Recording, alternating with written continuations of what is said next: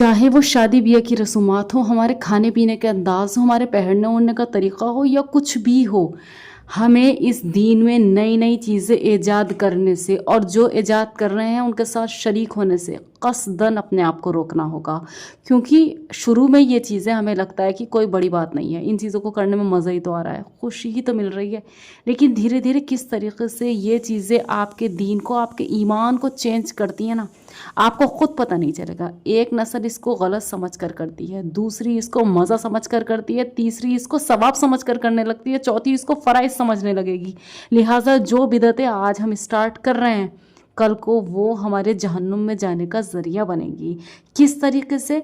सूरह आले इमरान की 55 से लेकर 58 तक की आयत की तफसीर में ये एग्जाम्पल के साथ बताया गया कि दीन किस तरह स्लोली स्लोली चेंज होता है और आपको पता भी नहीं चलता।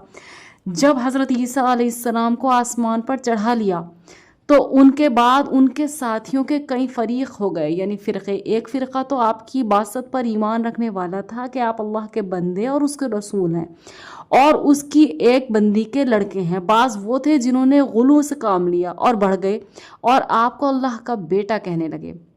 बाज़ ने आपको अल्लाह कहा, बाज़ ने तीन में से एक आपको बतलाया। अल्लाह ताला इनके अकायद का ज़िक्र कुरान मजीद में फरमाता है। फिर उनकी तरदीद भी कर दी।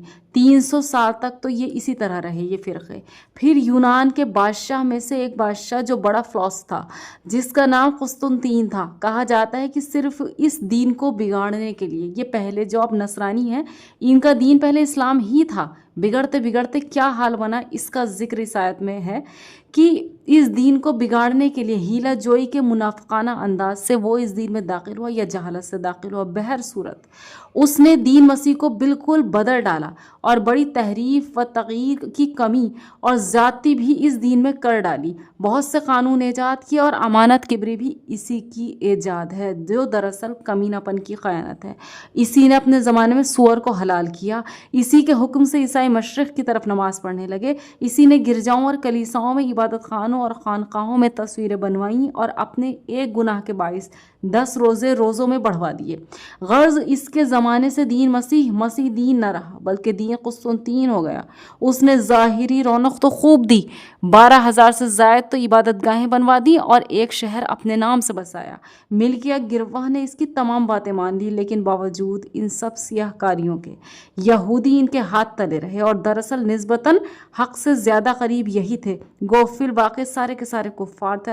अल्लाह की फटकार इन पर हो। अब जबकि हमारे हज़रत मोहम्मद मुस्तफ़ा सल्लल्लाहु अलैहि वसल्लम को अल्लाह ताला ने अपना बरगज़ीदा रसूल बनाकर दुनिया में भेजा, तो आप पर जो लोग ईमान लाए उनका ईमान अल्लाह की ज़ात पर भी था, उसके फ़रिश्तों पर भी था, उसकी किताबों पर भी था और उसके तमाम रसूलों पर भी था। बस हकीकत में नबियों के सच्चे ताबे फरमान यही लोग थे, यानी उम्मत मोहम्मदी सल्लल्लाहु अलैहि वसल्लम, इसलिए कि ये नबी उम्मी अरबी ख़ातिमुर रसूल सैयद अव्वल व आदम के मानने वाले थे और हुज़ूर अलैहिस्सलाम की तालीम तमाम हक़ानियत को सच्चा मानने के लिए थी। बस दरअसल हर नबी के सच्चे ताबदार सही मायने में उम्मती कहलाने के मुस्तहिक़ यही थे, क्योंकि इन लोगों ने जो अपने आप को ईसा अलैहिस्सलाम की उम्मत कहते थे, दीन ईसी को बिल्कुल मस्ख़ और फस्ख़ कर दिया था।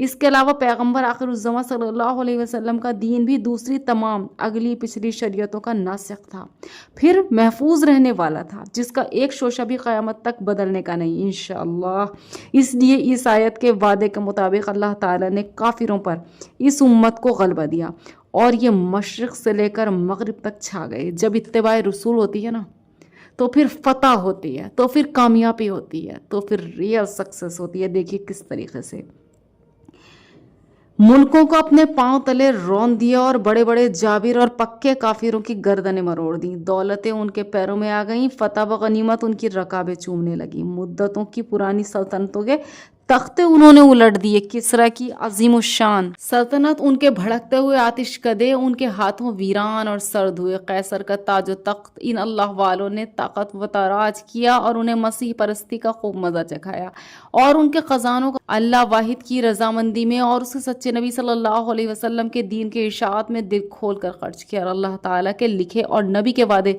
चढ़े हुए सूरज की और 14वीं के रोशन चांद की तरह सच्चे होते हुए लोगों ने देख लिए मसीह अलैहिस्सलाम के नाम को बदनाम करने वाले, मसीह के नाम से शैतानों को पूजने वाले, इन पाकबाज अल्लाह परस्तों के सामने मजबूर होकर शाम के लहलहाते हुए बागात और आबाद शहरों को उनके हवाले करके बेपनाह भागते हुए रोम यानी कि टर्की में जा बसे। फिर वहाँ से भी ये बेइज्जत करके निकाले गए और अपने बादशाह के खास शहर कुस्तुनतुनिया में पहुँचे, लेकिन फिर वहाँ से भी ज़लील व ख्वार होकर निकाल दिए गए और इंशाअल्लाहुल अज़ीज़ इस्लाम और अहले इस्लाम क़यामत तक उनके ऊपर ही रहेंगे। सब सच्चों के सरदार जिनकी सच्चाई पर अल्लाह की मोहर लग चुकी, यानी आन हज़रत सल्लल्लाहु अलैहि वसल्लम खबर दे चुके हैं, जो अटल है, न काटे कटे, न तोड़े टूटे, न टाले टले, फरमाते हैं कि आपकी उम्मत का आखिरी गिरवा कुस्तुनतुनिया को फतह करेगा और वहाँ के तमाम ख़जाने अपने कब्ज़े में करेगा और रोमियों से उनकी वो घमसान की लड़ाई होगी कि इसकी नज़ीर से दुनिया खाली हो। हमारी दुआ है कि हर ज़माने में अल्लाह इस उम्मत का हामी और नासिर रहे और रोए ज़मीन के कुफ़ार पर उन्हें गालिब रखे और उन्हें समझ दे कि ना ये अल्लाह के सिवा किसी की इबादत करें, ना मोहम्मद सल्लल्लाहु अलैहि वसल्लम के सिवा किसी की इताअत करें। यही असल है इस्लाम की और यही गुर है उरूज दुनियावी का। ये जो है ना इताअत नबी करीम सल्लल्लाहु अलैहि वसल्लम, ये सारी बिदअतों की जड़ें काट देता है। अगर आप ये फॉलो करते हैं तो ये वो सीधा रास्ता है जो आपको जन्नत तक पहुंचा देगा। ये अपनी तमाम नस्लों में फैलाने की कोशिश कीजिए। बिदअत जहाँ भी हो कहिए कि जो फॉलो करता है करे, हम नहीं करेंगे, हम नहीं करेंगे, क्योंकि बिदअतें धीरे धीरे बदलते बदलते ज़िंदगी का हिस्सा बन जाती हैं, दीन को चेंज कर देती हैं। इसलिए इन बिदअतों से बचना है, हर हाल में इन बिदअतों से बचना है। हम पर लाजिम है कि हम सुन्नतों को ज़िंदा करें और बिदअतों को छोड़ दें। जज़ाकल्लाह खैर।